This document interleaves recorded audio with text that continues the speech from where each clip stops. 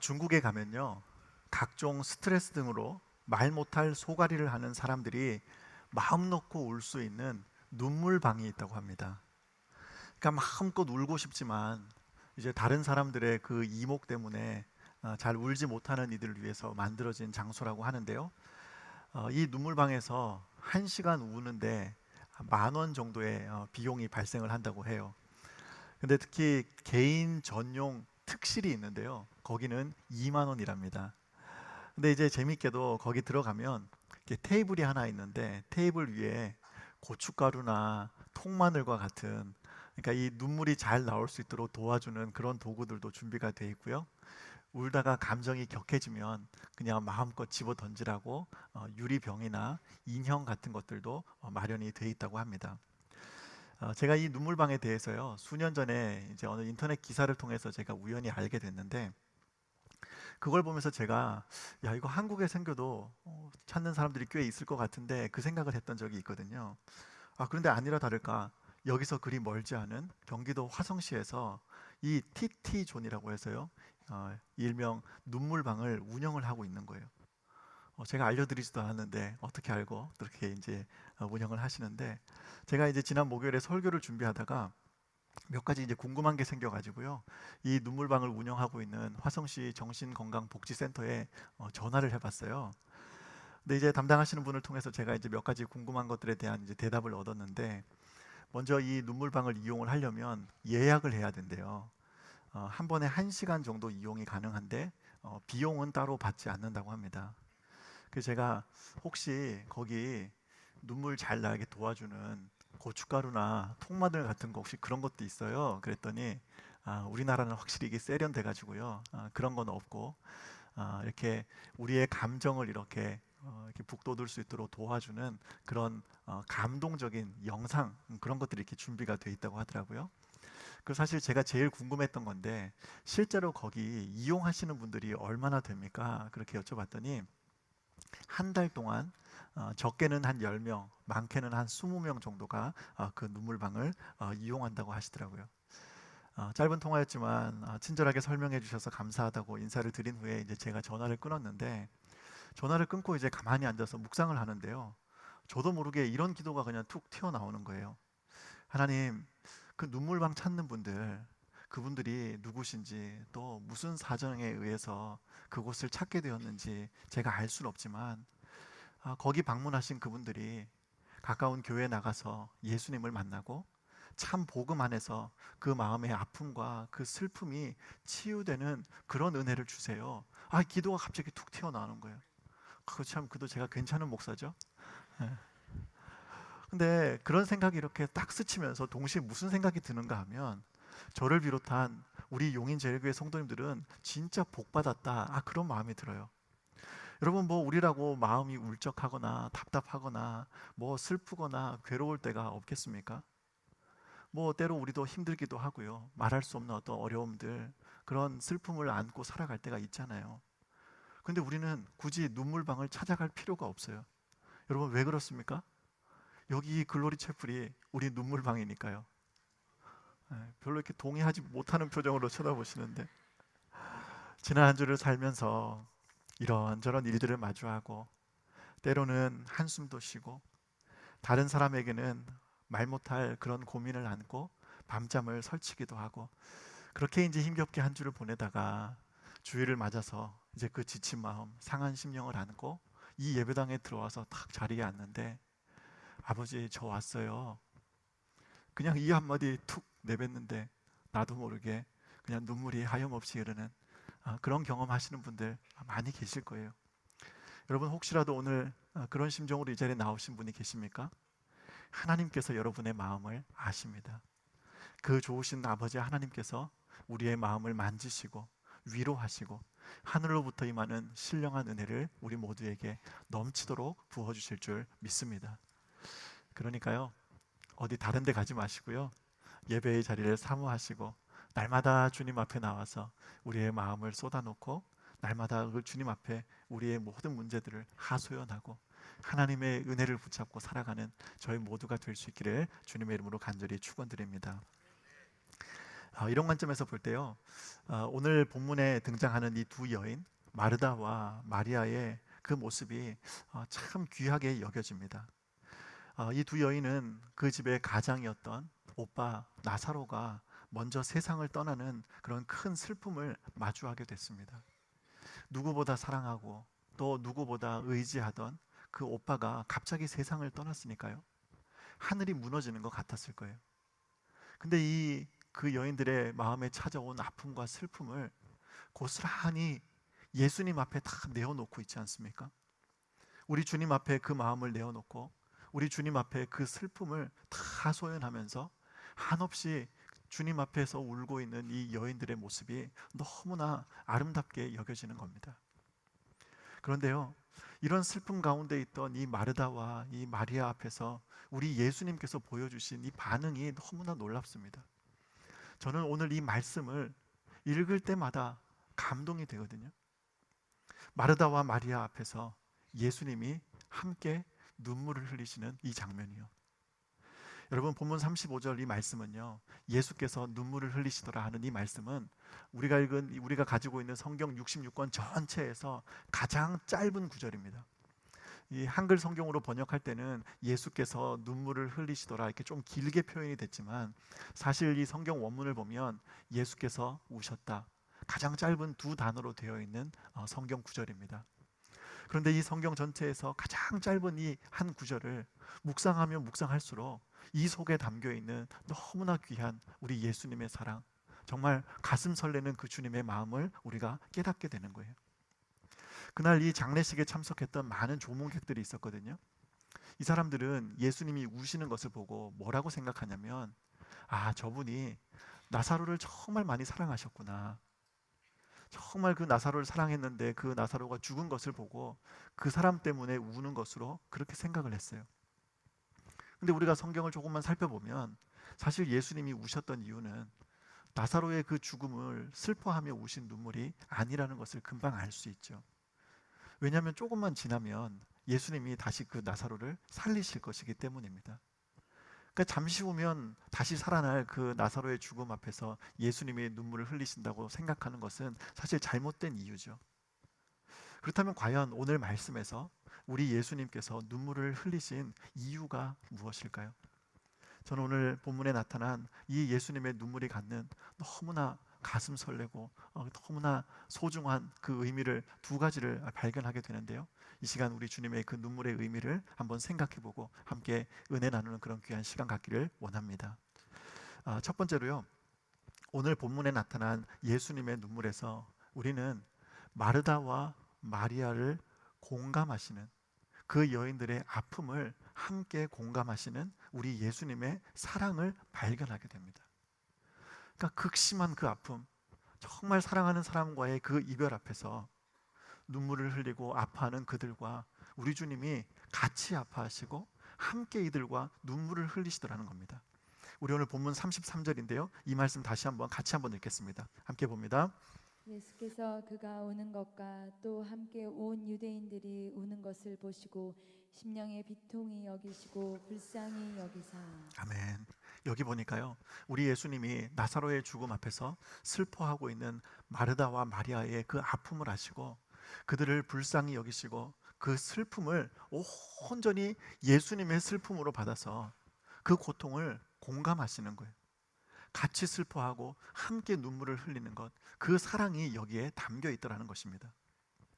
여러분, 우리가요, 살다 보면 어렵고 힘든 일 마주할 때가 있잖아요.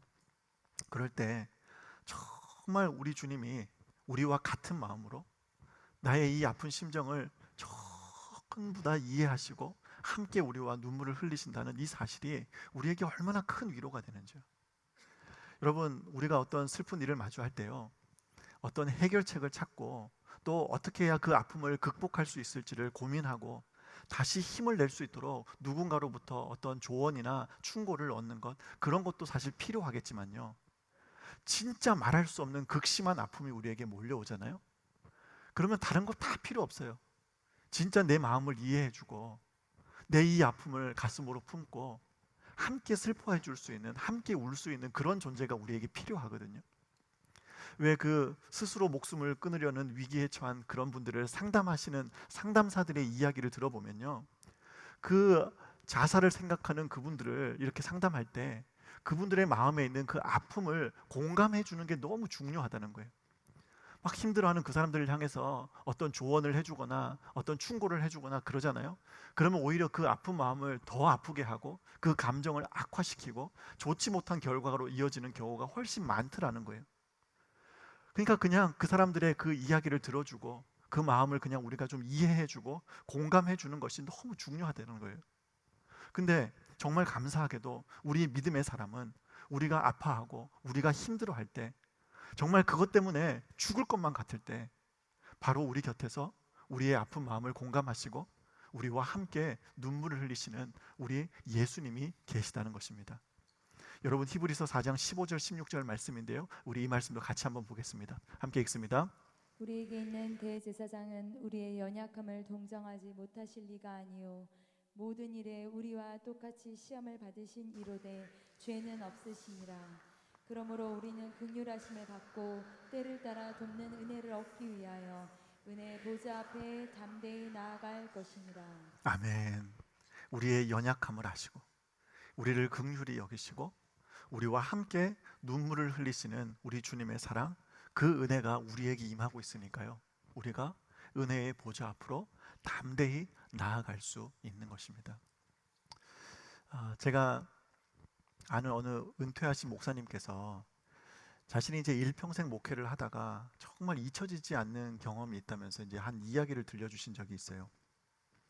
뭐 여러분도 아시다시피 저희 목회자들은 장례식에 참여하고 장례 예배를 인도하는 그런 일들이 참 많거든요. 근데 뭐 이분은 뭐 평생 목회를 하셨으니까 얼마나 많은 장례를 치르셨겠어요. 근데 이분 마음 가운데 정말 죽을 때까지 잊을 수 없는 그런 장례식이 하나 있다고 그 마음의 그 기억을 함께 나눠주시는데요. 목사님께서 섬기시던 그 교회 어느 집사님의 그 초등학교 5학년 12살짜리 어린 딸이 학교를 마치고 이제 집으로 귀가하는 길에 교통사고로 갑작스럽게 세상을 떠나게 된 거예요. 그러니까 이분이 정말 뭐 수도 없이 많은 장례를 치르고 많은 예배를 인도했지만 그 소식을 이렇게 듣는데 아무리 생각을 해봐도 거기 가서 무슨 말을 해야 될지를 모르시겠더라는 거예요. 여러분, 그렇잖아요. 도대체 무슨 말로 이 슬픔을 당한 부모님을 위로하겠습니까? 장례식장으로 달려가는 내내 생각해보고 고민해보고 아무리 그렇게 떠올려봐도 어떻게 위로를 해야 될지를 모르시겠더라는 거예요. 장례식장에 도착하자마자 이제 예배를 인도하기 위해 앞에 섰는데 차마 그 부모님들 눈을 뜨고 쳐다볼 수가 없어가지고요, 눈을 감고 예배를 인도를 하셨대요. 그렇게 이제 예배를 마치고 두 분 집사님 앞에 섰는데 무슨 말을 하겠습니까? 아무리 생각해봐도 할 수 있는 말이 떠오르지가 않으니까 이 목사님이 이 두 분을 부둥켜 안고 그냥 한참 동안 그냥 울다가 오셨다는 거예요. 그렇게 이제 장례를 다 마치고 이제 며칠 시간이 흐른 후에 이 집사님 내외가 이제 목사님께 인사를 하러 찾아오셨대요. 그러면서 이분들이, 목사님, 우리 딸이 세상을 떠나고 나서 참 많은 분들이 우리 가정을 위로하기 위해서 이렇게 다녀가셨습니다. 많은 성도님들이 우리 가정을 생각해 주시고 이렇게 위로해 주셔서 참 감사했습니다. 그렇게 말씀을 하시면서 이분이 이어서 하시는 말씀이, 그런데요 목사님, 장례식장에 다녀간 분들 중에 우리를 위로하기 위해서 많은 이야기들을 해주셨는데 무슨 의미인지는 내가 알겠는데 그게 우리 두 부부의 마음을 더 아프게 하고 너무나 큰 상처를 준 이야기들이 참 많았습니다. 그러시더라는 거예요. 어떤 분은 이렇게 말씀하셨대요. 집사님, 하나님 뜻이 있을 거야. 너무 상심하지 마. 그랬다는 거예요. 여러분, 물론 하나님 뜻이 있겠죠. 나중에 우리도 다 천국에 가서 그때 하나님 앞에 서는 그날, 지금은 우리가 이해할 수 없는 어떤 하나님 뜻이 분명히 있겠죠. 근데 어떻게 이런 자리에서 그런 말을 합니까? 이분이, 집사님 하나님 뜻이 있을 거야, 그 이야기를 듣는데 속에서 그냥 화가 나고 너무너무 그게 상처가 되더라는 거예요. 여러분, 어떤 분은요, 이제라도 하나 더 나면 되지 하나 더 나면 되지 그러더라는 거예요. 여러분, 이게 위로가 됩니까? 집사님, 그냥 안 난 셈 쳐라. 안 난 셈 쳐라. 어떤 분은 또 이러시더래요. 여러분, 어떻게 안 난 셈 칠 수가 있어요? 제가 이 설교를 준비하다가 이 12살 된 딸을 잃은 이 부모의 그 심정만 생각해도 막 가슴이 미어지는데 어떻게 위로한다고 그런 말을 하냐고요. 제가 그 이야기를 이렇게 들으면서 진짜 우리 신앙인들이요, 정말 하나님 앞에서 우리의 말 한마디도 하나님의 지혜를 구하고 정말 하나님 앞에서, 성도들 앞에서 정말 하나님의 은혜를 구하며 살아야겠다, 그런 생각을 하게 됐거든요. 근데 그렇게 많은 분들이 오셔서 위로를 한다고 많은 이야기들을 나눠주셨지만 그게 위로가 되기는커녕 오히려 더 큰 슬픔으로 몰려오고 마음에 더 큰 상처가 남았는데, 그날 목사님이 오셔가지고 그냥 아무 말 한마디 못하고 그냥 이분들을 부둥켜 안고 하염없이 그렇게 우시는데, 그게 그렇게 그 마음에 위로가 되더라는 거예요. 그러면서 참 목사님 너무너무 감사하다고 그렇게 인사하셨다는 이 이야기를 제가 들은 기억이 납니다. 참 오래전에 제가 들은 이야기인데요, 지금도 그 이야기가 잊혀지지가 않습니다.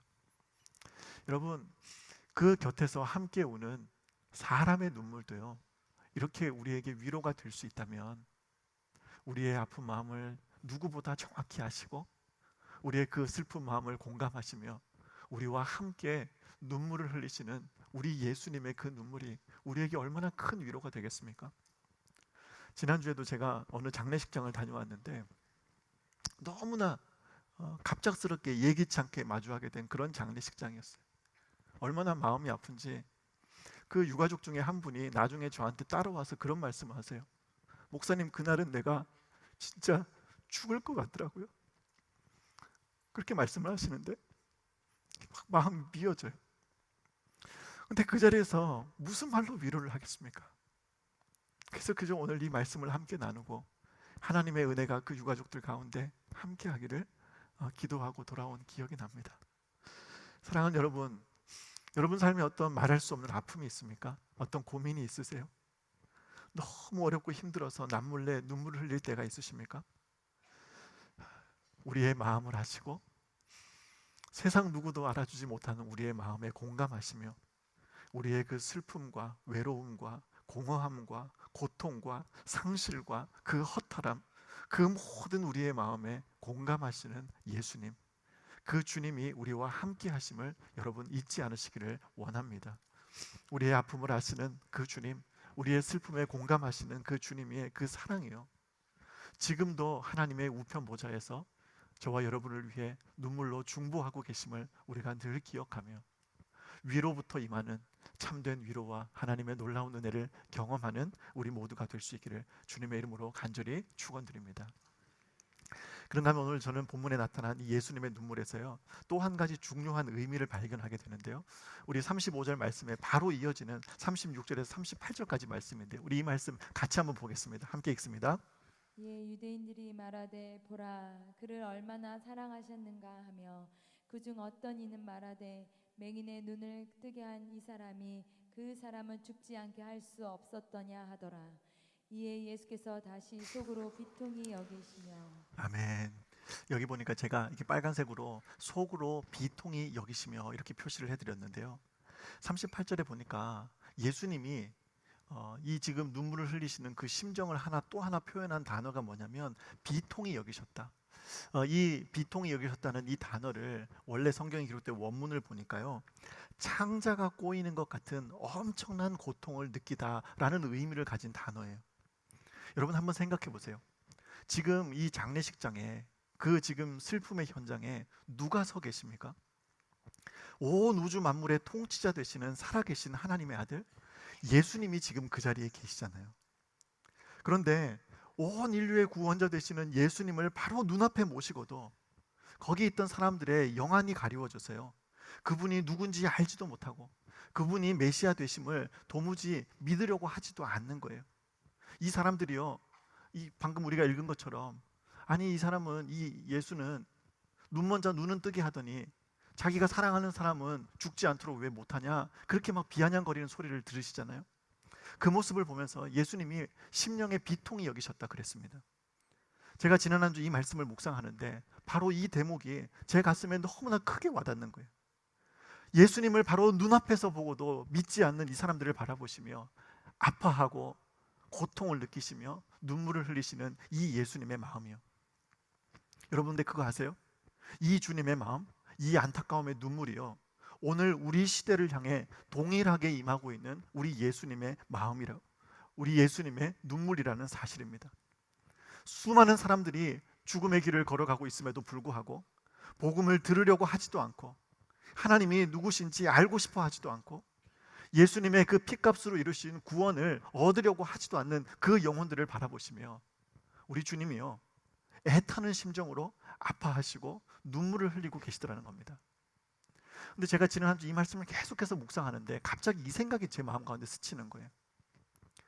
내가 아파하고 내가 힘들어하고 내가 눈물을 흘릴 때는 우리 예수님이 나를 위해서 같이 눈물을 흘리시고 같이 아파하시고 내 마음에 같이 공감해 주신다는데, 우리 예수님이 아파하시고 심령의 비통이 여기시고 우리 예수님이 눈물을 흘리고 계실 때 나는 그 예수님을 위해서 같이 눈물을 흘려본 적이 언제인가? 그 생각이 드는 거예요. 여러분은 어떠세요? 여러분은 이 시대를 바라보시는 우리 예수님의 그 심정으로 정말 그 안타까운 마음으로 가슴을 치고 그 한 영혼을 마음으로 품으며 눈물로 기도해 본 적이 있으세요? 죽기까지 우리를 사랑하시고 언제나 내 마음에 공감하시며 나와 함께 눈물을 흘리시는 예수님이시라는데, 과연 우리는 그 예수님의 심정을 품고 그 주님의 마음에 공감하며 애 끓는 심정으로 울어본 적이 있냐고요. 사실 여러분, 오늘 저와 여러분이 여기 이 자리에 이렇게 함께 하게 된 건요, 여러분 이게 어떻게 가능했냐 하면 저와 여러분의 영혼을 바라보시는 우리 예수님의 마음에 공감하며 그 주님의 심정으로요, 저와 여러분을 위해서 아파하고 정말 저와 여러분의 영혼 구원을 위해 눈물로 기도한 분들이 계셨기에 오늘 우리가 이 자리에 함께하게 되었음을 믿습니다. 여러분, 우리가 이걸 절대로 잊어서 안 됩니다. 우리가 복음을 알게 된 것, 예수님의 그 사랑을 깨닫고 그 주님의 사랑을 누리며 살아갈 수 있게 된 것, 이게 그냥 된 게 아니더라는 거예요. 제가 예전에 사역하던 교회에서요, 제가 인도하던 제자반에 들어왔던 어떤 집사님 한 분이 그 자기 간증을 나눠주시는데요, 여러분 2008년도에 그 리먼 사태라고 이렇게 터졌을 때 전 세계적으로 이제 경제 공황이 찾아왔지 않습니까? 그때 이분 집에 이제 엄청나게 이제 경제적인 타격을 입어가지고 이 가정이 그냥 다 깨질 그런 상황에 처했다는 거예요. 그 집에 이제 빚이 막 이렇게 불어나기 시작하는데 감당이 안 되니까요, 이분이 자기 감정을 주체를 못하는 거예요. 그래가지고 막 힘이 드니까요, 자기 아내랑 애들을 막 사정없이 이제 구타하기 시작했대요. 그러니까 참다가 이제 안 되니까 그 부인이 애들은 놔두고 혼자 이제 친정으로 가버렸대요. 집은 경매로 넘어가고 애들은 그때부터 방황하기 시작하고 이분이 그래서 술로 그냥 하루하루를 보내시는 거예요. 그러다가 하루는 그날도 그냥 술에 가득 취해가지고 집으로 들어오는데, 내가 살면 뭐 하겠나, 죽어야겠다, 이 생각을 했다는 거예요. 그래가지고 이 사람이 스스로 이제 목숨을 끊으려고 그 생각을 하면서 터벅터벅 그 길을 걸어오는데 자기 집 다 와갈 때쯤에 조그마한 교회가 하나 보이더라는 거예요. 그러니까 자기가 이 어린 시절에 주일학교 시절에요, 교회를 나가본 적이 있으셨대요. 그래서 좀 문득 무슨 생각이 스치는가 하면 죽기 전에 그냥 교회나 한번 가볼까? 그렇게 하고는 그냥 그 조그마한 교회에 이분이 들어가서 어느 한쪽 구석 뒤편에 앉아서 이분이 그 자리에 풀썩 주저앉는데 갑자기 그날 성령께서 이분의 마음을 만져주신 거예요. 통곡하고 하염없이 눈물을 흘리면서 이분이 회개를 하기 시작하는데 자기 삶에 정말 해결할 수 없었던 그 모든 아픔과 그 모든 슬픔을 주님께서 위로를 해주시더래요. 그날 그 사건을 계기로 이분이 회복이 됐어요. 그리고 그 가정이 조금씩 돌아오기 시작하는데요, 지금은 이 부부도 회복이 되고 이 가정이 행복하게 잘 살고 계시거든요. 그런데 제가 잊혀지지 않는 게 뭐냐면 이분이 그런 고백을 하시는 거예요. 자기가 그날 밤에 교회를 찾았던 그날 자기는 자기 힘으로 자기 스스로 교회에 나간 줄 아셨다는 거예요. 그런데 시간이 좀 지난 이후에 알게 된 것이 이분의 그 어머님과 자기 여동생이요, 이분의 영혼 구원을 위해서 수년 동안 기도해 왔다는 사실을 이분이 뒤늦게 알게 된 거예요. 그러면서 하시는 말씀이, 목사님, 나는 내 힘으로 그냥 내가 스스로 그날 교회 나간 줄 알았는데 어머니의 그 기도와 내 여동생의 그 눈물의 기도가 그 뒤에 있다는 것을 제가 뒤늦게 알았습니다. 그 이야기를 하면서 막 우시더라고요. 최근에 우리 교회에 등록하신 새 가족 한 분을 제가 2주 전인가 뵙고요, 인사를 나누면서 혹시 이전에 교회 출석하신 적 있으세요? 하고 이렇게 여쭤봤더니, 아, 목사님, 제가 지난 30년 동안 교회를 좀 쉬었습니다. 그러세요. 좀 쉰 게 아니죠. 30년을 쉬었으니까 좀 오래 쉬었습니다. 이랬어야 되는데. 근데 이 성도님의 이야기를 들어보니까 먼저 천국에 가신 아버지는 안수 집사님이셨고 이분의 어머님은 지방에 있는 어느 교회를 섬기시는 권사님이시래요. 근데 무슨 연유인지 이분이 젊은 날 신앙생활을 잘 하시다가 어느 순간 믿음의 길을 떠나서 30년이 넘도록 방황하는 삶을 사셨다는 거예요. 그분의 말씀을 제가 이렇게 듣고 있다가 그분을 바라보면서, 성도님의 구원을 위해서, 성도님의 신앙 회복을 위해서 아버지 어머니가 얼마나 기도 많이 하셨겠어요. 정말 잘 오셨어요. 그렇게 말씀을 드렸더니 이분이 갑자기 막 우시더라고요. 우리 교회 집사님의 전도로 이분이 교회 출석한 지 이제 한 3개월 정도 되셨다는데 예배당에 들어와서 앉기만 해도 그냥 눈물이 난대요. 하나님이 그 마음을 만져주시고 얼마나 그냥 폭포수와 같은 은혜를 부어주시는지 너무너무 감사하다는 거예요. 찬양을 부를 때도, 말씀을 들을 때도, 기도를 할 때도 주체할 수 없을 만큼 하나님께서 눈물을 부어주신다고 그렇게 고백을 하시더라고요. 제가 지난 한 주 말씀을 이렇게 준비를 하는데 문득 한 번도 뵌 적 없는 그 성도님의 그 부모님이 갑자기 떠오르는 겁니다. 야, 그 부모님들이 얼마나 그 지난 30년 동안 이 사랑하는 딸을 위해서 눈물로 기도하셨을까?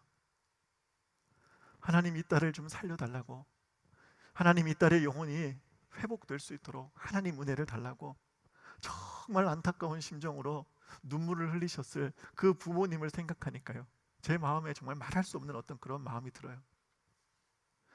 먼저 천국에 가신 그분의 아버지, 또 지금도 이 딸을 위해 기도하고 계신 그 권사님 어머님이요, 예수님의 심정으로 주님의 마음을 품고 정말 애타는 마음으로 하나님, 이 딸 좀 살려달라고 기도해 오신 그 부모님의 기도가 오늘 그 성도님으로 하여금 이 자리에 함께 할 수 있도록 인도하게 된 줄 믿습니다. 그런데 여러분, 이것이 이 성도님만의 이야기가 아니에요. 여러분, 오늘 우리가 예수님을 믿게 된 것, 우리가 오늘 이 자리에 함께 하게 된 거예요, 여러분, 이거 절대 그냥 된 것이 아닙니다. 저와 여러분이 이 자리에 앉기까지 얼마나 많은 분들이 예수님의 마음을 품고 찢어지는 심정으로, 가슴 아파하고 애타는 심정으로 기도해 왔는지 아세요? 여러분, 우리가 절대로 잊어서는 안 됩니다. 예수님의 마음에 공감하고 애끓는 심정으로 언제 저 영혼이 이 앞으로 돌아올까, 그렇게 가슴을 치며 기도하신 사랑하는 우리의 부모님, 또 우리의 형제, 우리에게 복음을 전해주신 그분들이 계셨기에 오늘 우리가 이 자리에 함께하게 되었음을 믿습니다. 여러분 스스로 교회 나와야겠다고 그냥 결정하고 오신 분들 계세요? 여러분 스스로 내가 한번 예수 믿어봐야겠다고 나온 분들 계세요? 여러분, 그것도 그냥 된 게 아니에요. 여러분이 알게 모르게 수많은 사람들이 여러분 한 사람 영혼 구원을 위해서 애타는 심정으로 하나님, 저 영혼 좀 살려달라고 간절히 부르짖어 기도하신 분이 계셨기에 하나님이 여러분 마음 가운데 그 생각을 주신 거예요. 죽어가는 우리의 영혼을 바라보시며 아파하고 눈물을 흘리시는 우리 예수님의 심정으로 끊임없이 우리를 위해 기도하고 우리에게 복음을 알게 주신 그분들의 귀한 사랑, 그 은혜를 우리가 늘 기억할 수 있기를 바랍니다. 그리고 우리는 늘 그 구원의 은혜에 감사하고 감격함으로 이 하루하루를 살아내는 그런 우리 모두가 될 수 있기를 주님의 이름으로 간절히 축원드립니다. 제가 말씀을 정리하면서요, 어느 무명의 성도님이 오늘 본문을 묵상하다가 쓰신 글을 하나 소개해드리고 말씀을 마치려고 하는데요, 예수님이 눈물을 흘리십니다. 마르다와 마리아를 사랑하는 마음으로 예수님이 우십니다. 예수님은 나를 위해서도 눈물을 흘리셨을까요? 그랬습니다. 예수님은 나를 위해서도 우셨습니다. 나를 너무너무 사랑하셨기 때문에 자기 몸을 찢기시면서까지, 보혈의 피를 흘리시면서까지 나를 살리시기 위해 한없이 우셨습니다. 예수님의 눈물 때문에 나는 살았습니다. 그런데 나는 예수님을 위해서 눈물을 흘린 적이 있는지 되돌아봅니다. 나는 예수님처럼 사랑함으로 몸을 찢지도 못했고 피를 흘리지도 못했습니다. 오직 예수님만이 나를 위해 우셨습니다. 내가 힘들 때도, 내가 고통 속에 있을 때도, 내가 억울할 때도, 내가 죄악 속에, 유혹 속에 있을 때도 내 삶 전부를 안고 싸매고 고치시면서 지금도 하나님 우편에 앉으셔서 나를 위해 간구하고 계십니다. 여러분, 우리의 이 상한 마음, 우리의 아픔을 아시고 우리와 공감하시고 지금도 눈물로 우리를 위해 중보하고 계시는 우리 예수님이 계신 것을 우리가 늘 기억하며 살아갈 수 있기를 원합니다. 혹시라도 이 자리에 오늘 말할 수 없는 아픔을 안고 내가 그냥 마지막으로 교회라도 한번 가볼까? 그런 심정으로 이 자리를 찾는 분이 계신다면 하나님께서 그 마음을 만지시고 위로하시고 회복의 은혜를 부어주시기를 간절히 소원합니다. 그런가 하면 여러분, 우리 그 영혼, 우리 한 영혼을 바라보시는 예수님의 마음으로 우리를 위해 애끓는 심정으로 기도하며 우리에게 복음을 전해주신 그분들을 우리가 기억하면서요, 제가 여러분에게 이제 믿음으로 도전하고 권면합니다. 여러분, 이제는 우리 차례입니다. 이제 우리가요, 예수님의 마음에 공감하고 한 영혼을 향한 주님의 심정을 가슴으로 품고 우리도 눈물로 기도할 때입니다. 하나님께서 반드시 우리의 기도를 들으시고 우리가 애타는 심정으로 기도하는 그 한 영혼 반드시 주님께로 돌아오게 해주실 줄 믿습니다.